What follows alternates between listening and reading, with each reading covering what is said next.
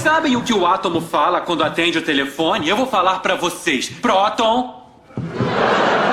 No início o universo era denso e quente. Após bilhões de anos houve a expansão e de repente a Terra esfriou, os autótrofos surgiram, neandertais, ferramentas, a muralha da China, matemática, ciências, história e o mistério que começou com Big Bang. E aí, minha gente, tudo bem? Como é que vocês estão?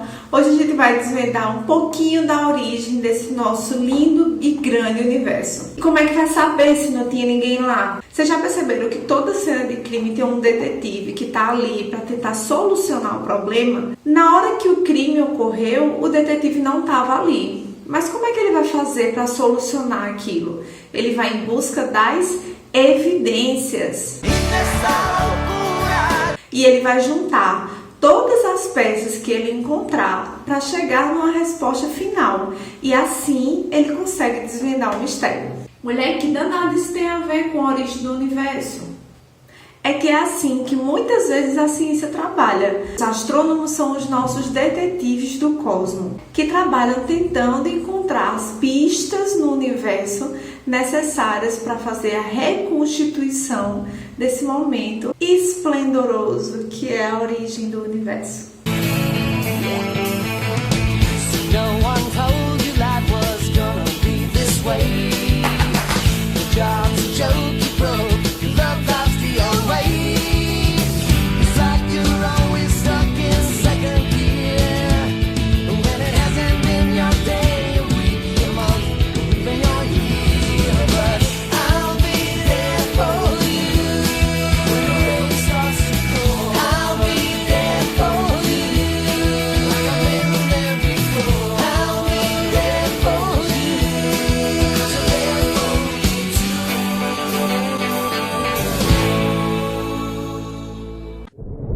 Tudo que conhecemos hoje como universo já foi um dia um único ponto muito denso e muito quente, que de repente, de tanta energia acumulada, começou a se expandir.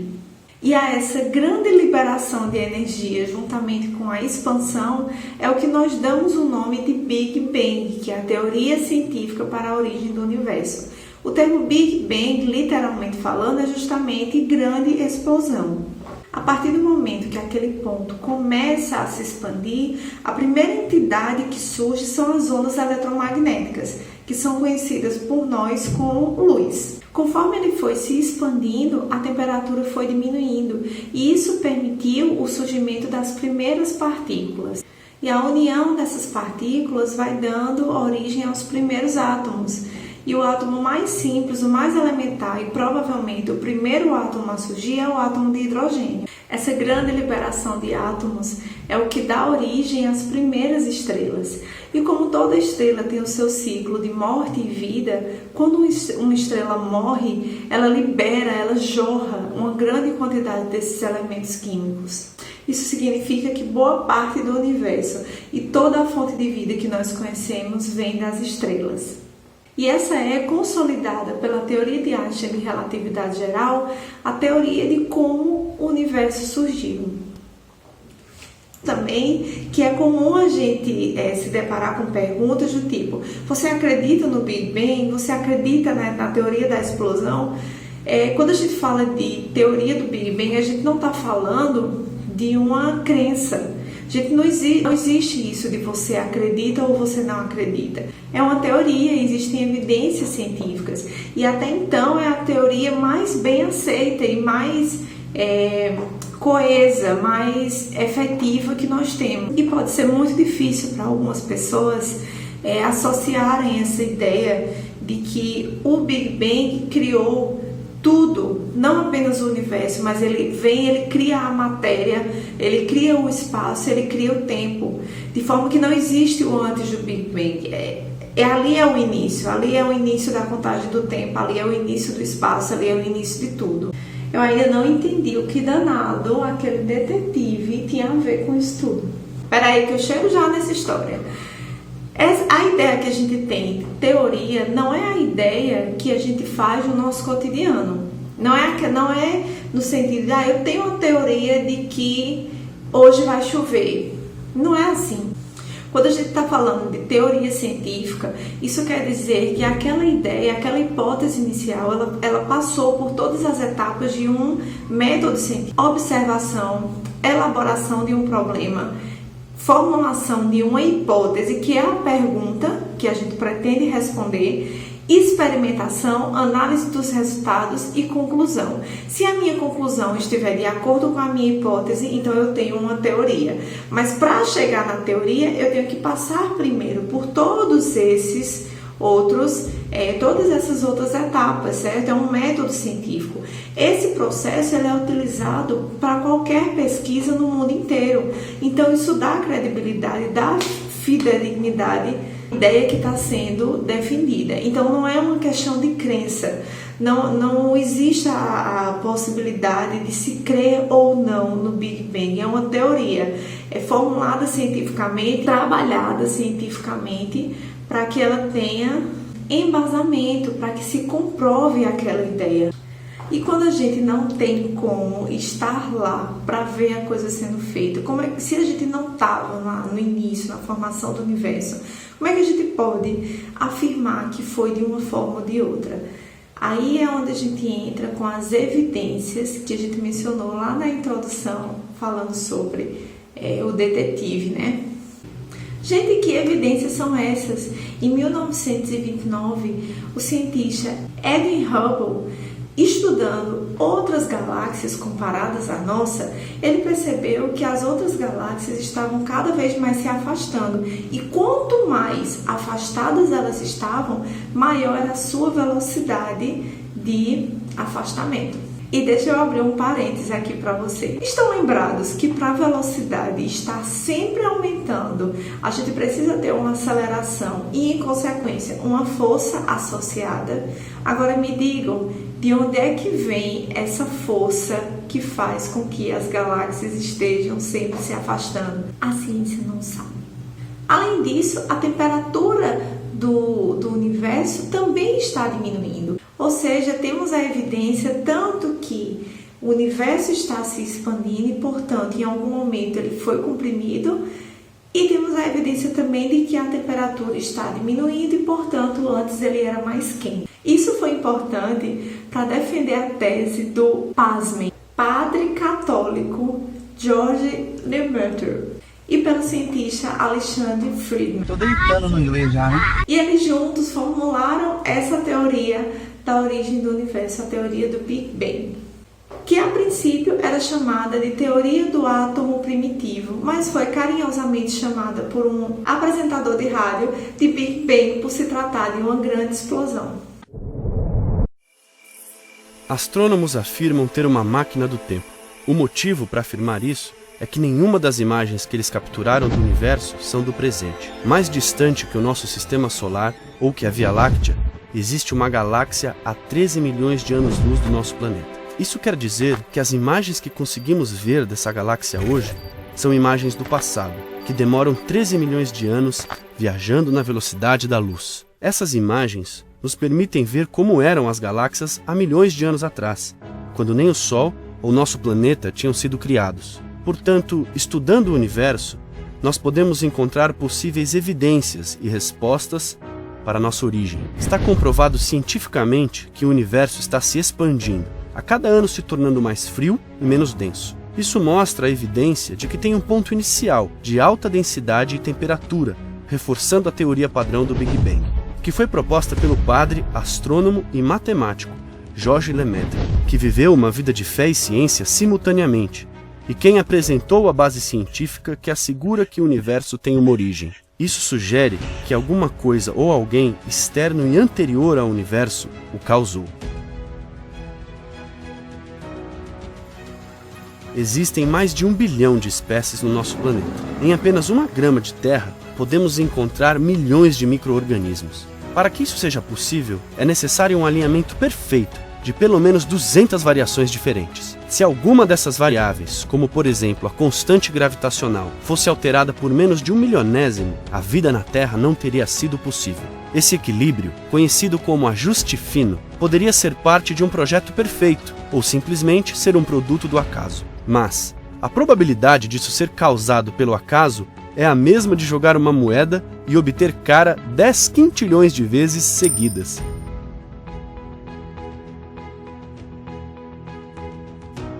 O próprio Stephen Hawking afirmou que o fato extraordinário é que os valores destes números parecem ter sido perfeitamente ajustados para fazer possível o surgimento da vida. Se o ajuste fino não fosse produto do acaso e esses números não fossem ajustados como parte de um projeto, isso significaria que existe um arquiteto que precede o universo. Então, a astronomia estaria descobrindo o que já foi afirmado através da fé, séculos atrás, de que tudo o que vemos foi feito a partir do que não vemos, e o Criador que é, antes de tudo o que existe, visível e invisível, não apenas criou tudo para ele, mas permite que tudo continue existindo. Nós fomos criados à sua imagem e semelhança, entre os milhares de milhões de seres viventes. E apesar de sua grandeza e da vasta extensão do universo, onde existem mais galáxias que humanos, ele deseja um relacionamento com você. E através desse relacionamento, ele quer dar significado e propósito para a sua vida. A ciência e o estudo do universo continuam tentando explicar o tempo e sua origem. Mas apenas ele que nos desenhou pode responder qual o propósito para o qual fomos criados. Você ainda acha que é produto do acaso? Mas explicar a origem do universo não é uma preocupação nata da ciência. Buscar uma explicação para como tudo começou era uma preocupação da comunidade religiosa e sempre foi atribuída à comunidade religiosa. Então nós não podemos ignorar que também existe uma vertente que defende a existência de um Criador, muito bem registrada no relato da criação em Gênesis. E é por isso que eu tenho que chamar aqui uma pessoa que entende de verdade disso para falar para vocês. Professora Celuí, seja bem-vinda. Professor Davi, seja bem-vindo. Por favor, fala um pouquinho para a gente sobre isso. Fala, Noana, saudades. Convite da professora Alane, estou aqui para contribuir com o assunto da criação. O ser humano sempre teve o anseio, o desejo por responder aquelas questões existenciais que estudamos ano passado no ensino religioso: quem sou eu, de onde eu vim, como o mundo foi criado. É sobre essas questões que queria falar com vocês. As religiões sempre buscam oferecer, orientar o homem um caminho de como o mundo foi criado, apresentar uma possibilidade de como tudo isso começou. Isso vem responder, como eu já disse, um desejo do homem. E cada religião apresenta a sua explicação, e no cristianismo nós temos duas visões dentro do mesmo livro de Gênesis. Uma primeira mais cosmocêntrica, centrada nos elementos do Criador, e outra mais antropocêntrica, voltada mais para o homem. Muitos acreditam que essas duas visões, elas são complementares da mesma ideia de um Deus supremo que criou o universo e todas as coisas que há nele. No capítulo 1 de Gênesis, nós recebemos as citações das águas, da terra e do firmamento. E já no capítulo 2, como um complemento, como uma continuação, no livro de Gênesis nós temos a versão centrada na visão do homem e de tudo que está ao redor dele. O criacionismo, ele apresenta que o mundo foi criado a partir da crença do monoteísmo e do Deus onipotente, onisciente e onipresente. De um ser supremo, esse Deus é um ser supremo que sempre existiu e sempre existirá. Essa visão trata que em 7 dias tudo foi feito, passando por céus, por terras, por animais, por plantas, culminando na criação do homem, sendo o ponto central e mais importante de tudo. A questão sobre as origens do homem remete a um amplo debate no qual filosofia, religião e ciência se encontram e entram em cena para construir diferentes concepções sobre a existência da vida humana. Diferentes ideias, diferentes concepções que podem também muito bem ser complementares. Eu espero que eu tenha ajudado a discussão, o assunto de vocês.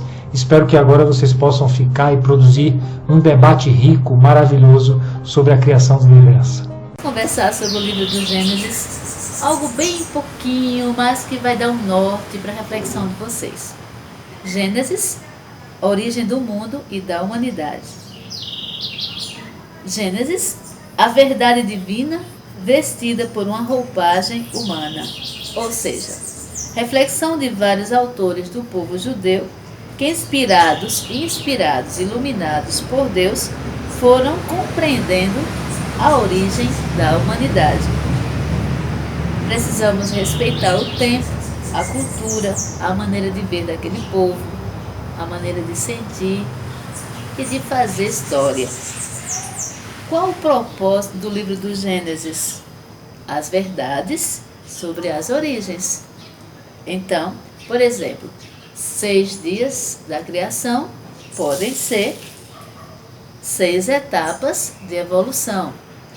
Então, a narrativa da criação no livro do Gênesis não é um tratado científico, mas um poema que contempla o universo como criatura de Deus. Foi escrito pelos sacerdotes no tempo do exílio na Babilônia, e procura salientar vários pontos. Primeiro, que existe um Deus vivo e criador de todas as coisas e do homem. Segundo, que a natureza não é divina nem está povoada por outras divindades, porque há só um Criador e só um Deus sobre todas as coisas. Terceiro, que o ponto mais alto da criação é a humanidade. Homem e mulher, ambos criados à imagem e semelhança de Deus. E a humanidade é chamada a dominar e a transformar o universo, participando da obra da criação. Quarto, que o ritmo da vida é trabalho e descanso. Assim como Deus descansou do trabalho criador, o homem também tem direito ao dia semanal de descanso. Importante notar que a criação toda é marcada pelo selo de Deus. Tudo o que Deus vai criando, Ele vai dizendo: e Deus viu que tudo era bom, que tudo era muito bom. No princípio, Deus criou o céu e a terra. No princípio, Deus criou e viu que tudo era muito bom. Após concluir a sua linda obra, no 7º dia, Deus descansou. Observa que na primeira narrativa da criação, apresenta as águas disformes como caos, desordem, ausência de vida. A segunda narrativa da criação, elaborada no tempo do rei Salomão, se originou entre nômades que viviam no deserto. Para eles, terra seca é ausência de vida. Por isso imaginam como no início da criação, a chuva e a possibilidade do homem encontrar água. A grande bênção inicial é a água. Os versículos 8 a 17 narram a história do Éden. Você já ouviu falar sobre o Éden? O paraíso na terra, para onde confluem os maiores rios do mundo, então conhecidos, e onde as árvores e frutos são abundantes. Deus criou a terra para que o homem, eu e você, possamos usufruir dela e possua vida plena. Por isso a questão da árvore da vida, o conhecimento do bem e do mal. Em suma, o livro do Gênesis quer nos revelar a nossa origem, quem somos, quem fomos, de onde viemos e para onde vamos, na perspectiva da fé. E como eu falei anteriormente, o Big Bang não é uma crença, é uma teoria, então ela tem embasamento científico.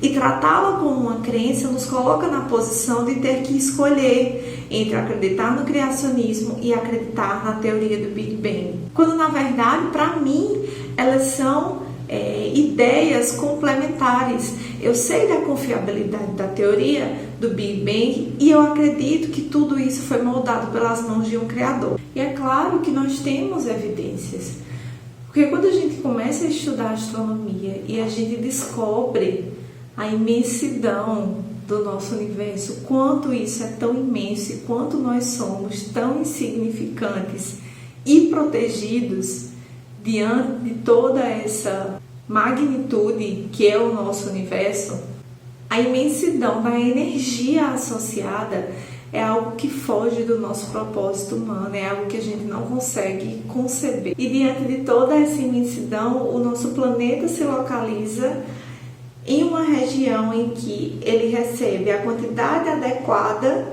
de radiação solar para que ele consiga manter as formas de vida que nós temos aqui. E toda a proteção que o nosso planeta recebe de radiação solar, de radiação cósmica, tudo isso pode ter vindo junto na explosão de uma forma genuinamente espontânea. Mas para mim traz mais sentido acreditar na existência de um Criador, que um Criador foi lá e criou tudo isso, e criou o nosso planeta e criou a nós, e que Ele escolheu, diante de toda essa imensidão, esse planetinha rochoso, tamanho de nada, tão insignificante, para colocar a gente ali. No princípio, criou Deus os céus e a terra. No princípio era o Verbo. E a terra estava sem forma e vazia, e o Espírito de Deus pairava sobre as águas.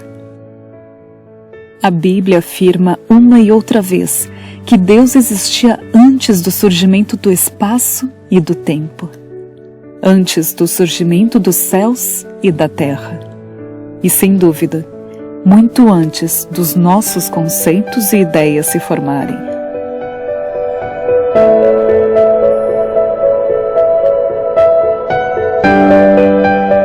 Ele existia no princípio, em nosso princípio, o que sugere que ele existia ainda antes de todo o começo, além dos limites do tempo.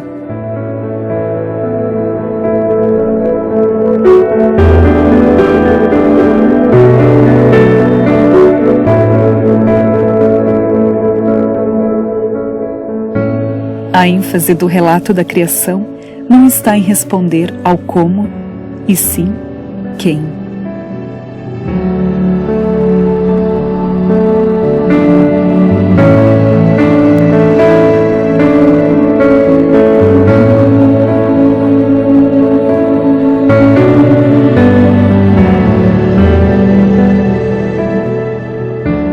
Aquele cuja inteligência, sofisticação e capacidade de nos criar nos supera como o infinito supera o tempo.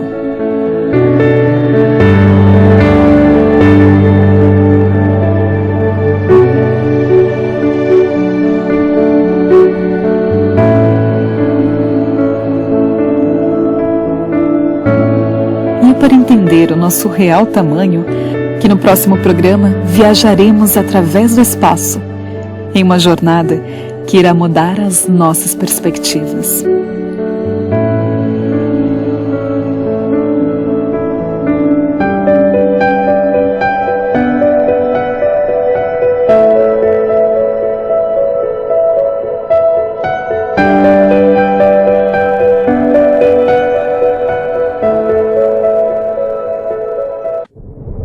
E vocês, hein, o que acham sobre isso? Vamos debater um pouquinho?